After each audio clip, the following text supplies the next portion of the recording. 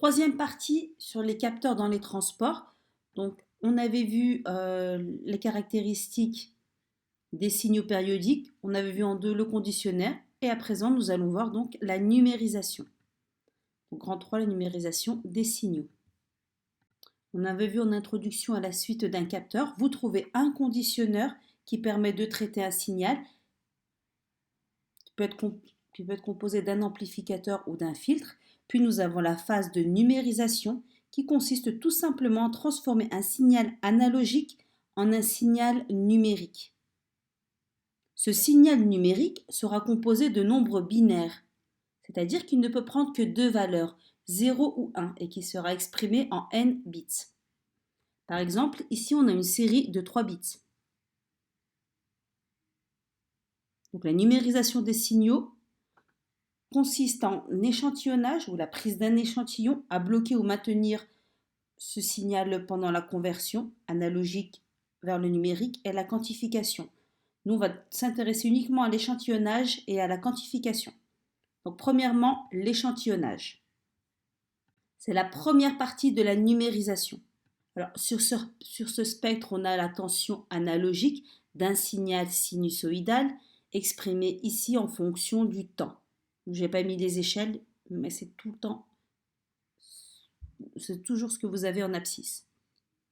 Alors, bien que la tension de ce signal, elle est bornée, c'est-à-dire que vous avez un maximal et un minimal de la tension, bien cette tension, elle peut prendre une infinité de valeurs. Et toutes ces valeurs, elles ne peuvent pas être numérisées. C'est pourquoi on va faire un échantillonnage, c'est-à-dire prélever certaines valeurs de tension avec un intervalle de temps régulier. Donc on va définir une valeur de cette période TE et on prélève les valeurs de tension en fonction de cette période.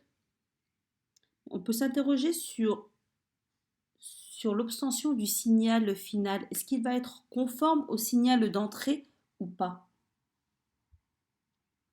Alors, il semble évident que plus la période va être faible, plus la probabilité que le signal de sortie est conforme. Donc, augmenter la fréquence d'échantillonnage, c'est-à-dire avoir une faible période, conduit à une conformité avec le signal en entrée. Mais plus la fréquence est importante et plus le fichier va être volumineux. La quantité de données à stocker va être très importante. Alors ici en vert, vous avez l'échantillonneur. Vous avez en entrée le signal continu analogique qui passe à travers l'échantillonneur et on obtient un signal échantillonné. Il est légitime de se poser la question: à partir de quelle valeur limite ma fréquence d'échantillonnage sera suffisante pour pouvoir numériser mon signal, pour qu'il soit conforme à mon signal de départ? C'est ce que l'on va appeler la condition de Shannon, qui nous dit que pour avoir un échantillonnage avec un minimum de perte de l'information, il faut que la fréquence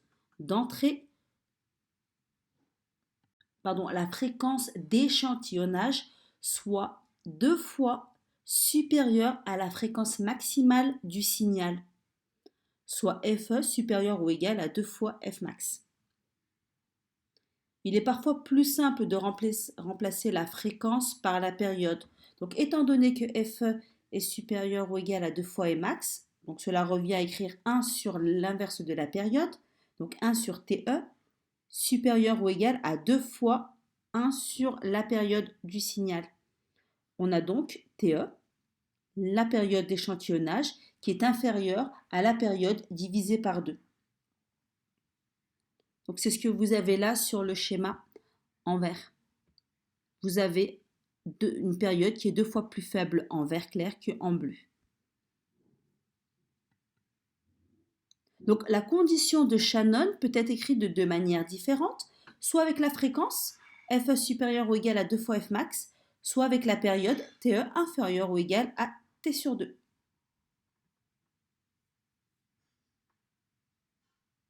Voilà pour l'échantillonnage. Passons au 2, la quantification. C'est la dernière partie de la numérisation. Donc la quantification est réalisée à l'aide d'un convertisseur analogique numérique que l'on appelle CAN. Une tension analogique est convertie en un nombre binaire composé de 0 et de 1 qui va être codé sur n bits, que l'on peut noter 2 puissance n valeurs pour déterminer toutes les possibilités. Donc vous avez dû voir ça en probabilité en maths. Alors, la plage d'entrée de tension dans le convertisseur, on la note delta Vmax. Ce que l'on appelle le quantum, c'est la variation minimale qui est donnée par la relation petit q est égal à delta Vmax que divise 2 puissance n. Donc 2 puissance n correspond au nombre de valeurs possibles que peut fournir le capteur. Petit exercice d'application. Je vous laisse mettre sur pause et essayer de le résoudre tout seul. Résolution de l'exercice d'application. Alors juste avant de passer à la première question, vous vous rappelez certainement de ce graphique que vous avez vu dans un précédent exercice, en début de chapitre. Donc là, vous avez le spectre qui donne les différentes fréquences qui composent le signal.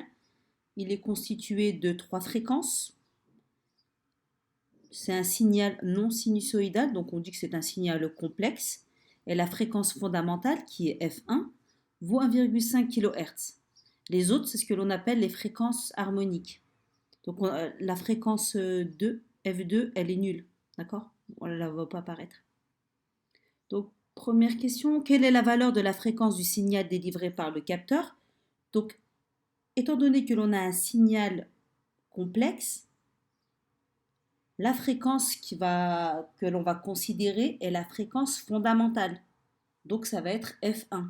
Et donc, cette fréquence vaut 1,5 kHz. Si on avait eu le spectre, on aurait pu déterminer sa période et ainsi calculer sa fréquence avec la formule f est égal à 1 sur la période. Question suivante. On vous demande d'indiquer si la fréquence d'échantillonnage elle est bien choisie. Pour répondre à cette question, on l'a vu précédemment, il faut que cette fréquence vérifie la condition de Shannon, c'est-à-dire que la fréquence d'échantillonnage doit être supérieure ou égale au moins à 2 fois la fréquence max, en l'occurrence la fréquence fondamentale.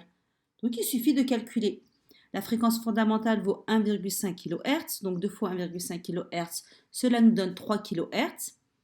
Donc 2 fois cette fréquence max, elle est de 3 kHz, et on a bien 20 kHz supérieur à 3 kHz. Donc la condition de Shannon est vérifiée. On peut donc conclure que la fréquence d'échantillonnage est bien choisie. Dernière question, on vous demande de calculer la valeur du quantum de conversion.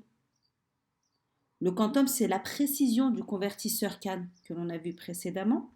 Donc, il suffit d'appliquer la formule. Le quantum est égal au delta de la variation de tension maximale que divise le nombre de puissance n. Et donc, 5 qui est la plage de 5 volts, d'accord, sur qui est codé sur 8 bits, donc 2 puissance 8, puisque n représente le nombre de bits. Donc 5 divisé par 2 puissance 8, cela nous donne une tension de 0,019 volts. C'est tout pour ce chapitre et on a terminé la partie sur le transport. On passera prochainement à la partie sur la santé.